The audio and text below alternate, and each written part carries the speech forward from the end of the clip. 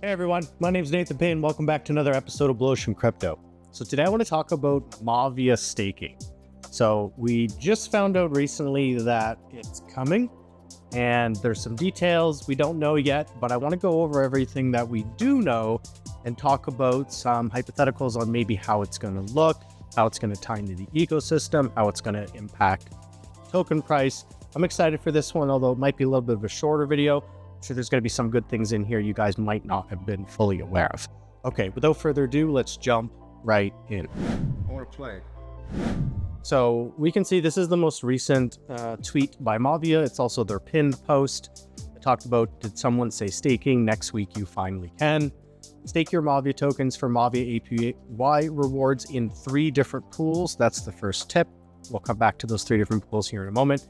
But they do talk about how staking is supported on both ETH and base chain. And this is actually rather unique. Not many GameFi projects really have the ability to do cross-chain staking. It's actually quite rare to see. So this is pretty cool.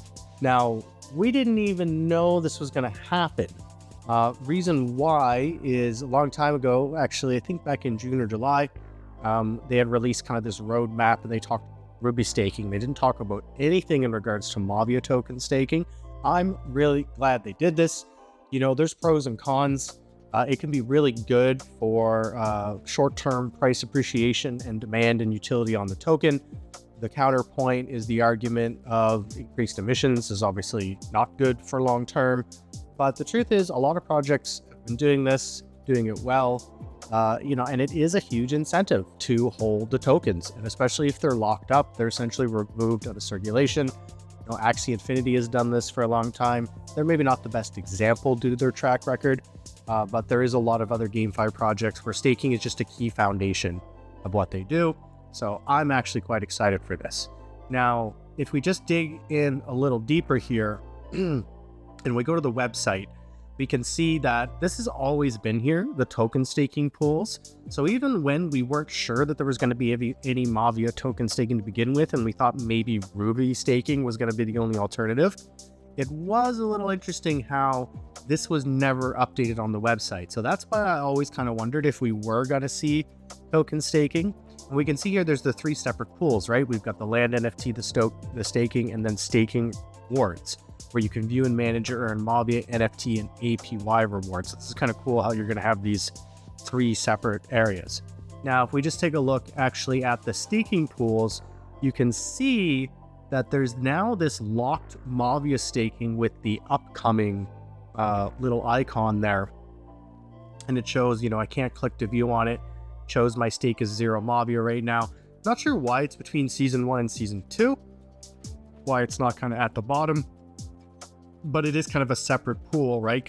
Different from the land, but it's cool that it's here. And I'm not sure if a lot of you guys caught that, so I did want to mention it.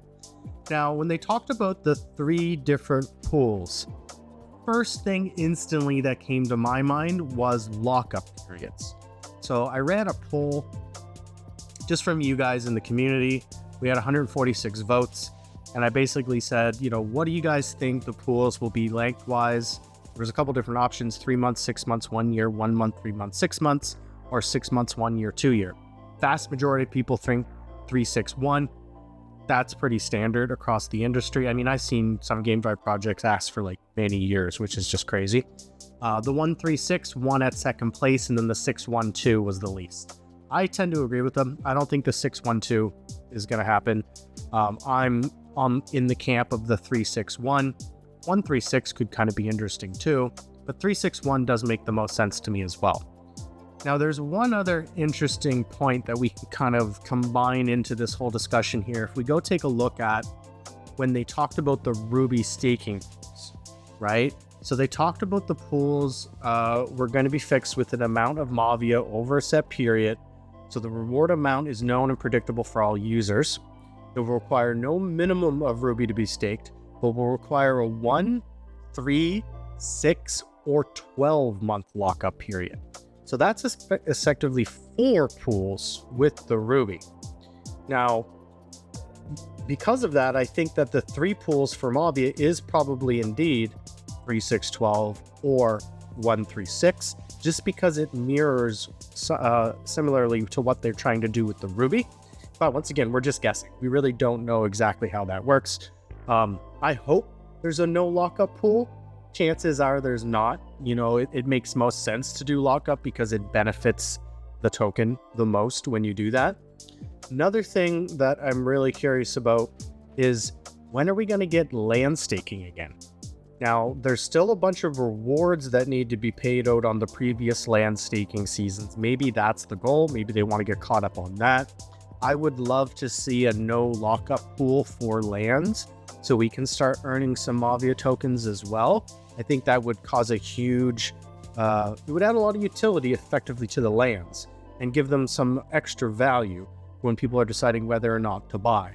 So I'd like to see the Ruby staking come as quickly as possible, and I'd also like to see some land staking for Mavia rewards. But that's just my hope. That's what I'd like to see. We know about the Ruby staking, we know about the Mavia staking, we don't know anything about the land staking right now. Either or, this is great. I generally do not like lockup periods, but doing something like a 3 or 6 month is not really a big deal, you know, especially if you think that you can get them back in a short period of time. But of course, I'm sure that 1 year period is going to be quite juicy or tempting. Now, the last thing I want to talk about is, what kind of APY are we looking at? We don't know. Now, if you take a look at a lot of other GameFi projects, generally what tends to, you see is with the longest lockup pool, you get around 30% APY. It's not always the case. Some GameFi projects, the longest lockup pools have only been 20% APY. But that does seem to be normal within the GameFi industry. Not exactly sure what Mavia is going to do. You know, they've kind of hinted that they're going to be juicy. So I'm really curious. Honestly, I think 30 would be amazing. I wouldn't even be disappointed with 20, but we just really don't know. So I'm really excited for this. I think this is going to be really great ultimately for the project. It's going to help the token price. It's going to be great to get those out of circulation, give some people rewards, give more utility to the token. And maybe when in-game rewards start coming in and we can earn Mavia token, plus we're earning Mavia, well, not really earning, we're getting Mavia token from selling assets on the marketplace, we can flip those tokens into the staking pool. I think that's just amazing. Gives people utility with the token. Now it's not just about extracting from the game, going to an exchange and selling. I'm really curious, what are your guys' thoughts? Leave your questions and comments down below. And I just want to say a big thanks to everyone who subscribed to the channel. It really makes a big difference. Do me a favor and smash that like button. See you all in the next video. Cheers.